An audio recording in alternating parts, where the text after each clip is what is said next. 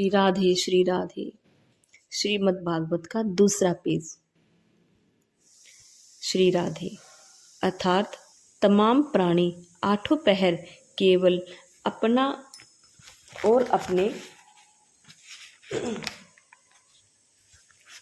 कुटुंब का पेट पालने के लिए चिंता मग्न रहते हैं और झूठ, कपट, छल, छिद्र से निर्वाह करते हैं तथा माता पिता और गुरु की आज्ञा में न रहकर स्त्री, ससुर, सास और साले की आज्ञा में रहते हैं एवं धन के लोभ से अपनी लड़की को नीच कुल में देकर बूढ़े से विवाह कर देते हैं और जहाँ देखो वहीं ब्राह्मण, क्षत्रिय, वैश्य, शूद्र, मलेच्छ आदि अपने अपने धर्म और कर्म से रहित दिखाई देते हैं।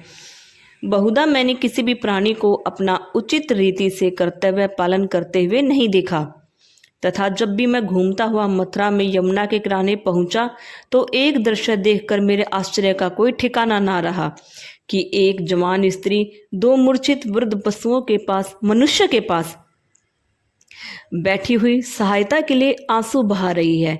जैसे ही उसने मुझे देखा तो खड़ी होकर कहने लगी कि महाराज, आप पल भर ठहर कर मेरी दुख कथा सुन लीजिए।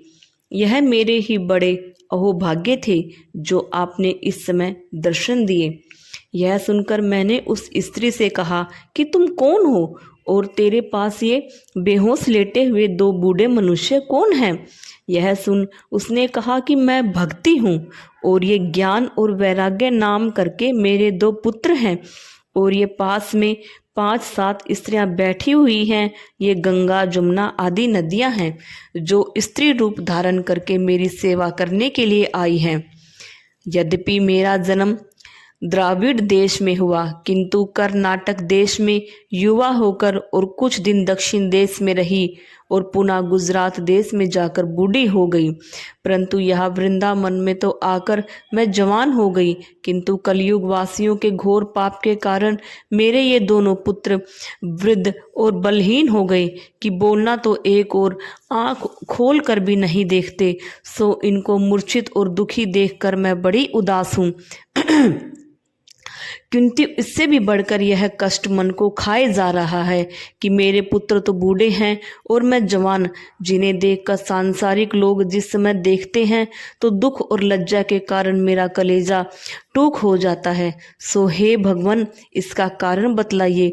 उस भक्ति रूप सती को जब मैंने इस प्रकार का हाल सुनाते हुए देखा तो मैंने अपने मन में विचार किया कि हे भक्ति, इस घोर कलयुग में आने से तेरे में और ज्ञान वैराग्य में प्राणियों की कोई श्रद्धा नहीं रही, इसलिए तुम सामर्थ्यहीन हो गई हो।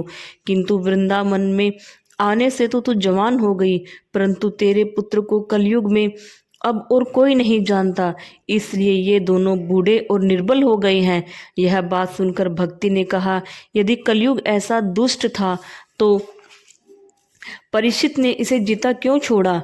क्योंकि इस पर एक बार दया करने से सब जीवों का धर्म और कर्म जाता रहा, सो इसको अवश्य मार डालना चाहिए था। यह सुनकर मैंने कहा कि कलयुग में अवगुण होते हुए भी यह गुण सबसे बढ़कर है कि दूसरे युग में हजारों वर्ष तप, ज्ञान, यज्ञ और धर्म करने से ही जिसे भगवान का दर्शन सिद्ध नहीं होता, वहाँ कलयुग में केवल भजन और कीर्तन से ही भगवान शीघ्र प्रसन्न होकर दर्शन देते हैं।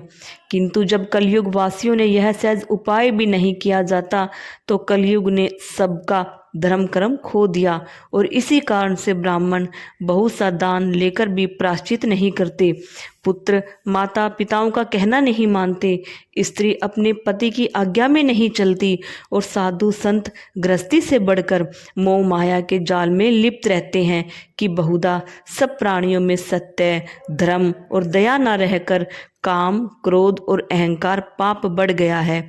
इसलिए कलयुग का ही दोष नहीं है बल्कि सब प्राणियों का कर्तव्य भी है कि वे सत्य और असंतोष के साथ अपने धर्म और कर्म में रत रहते हुए परमेश्वर का भजन और स्मरण करें तथा सब पर दया भाव रखें।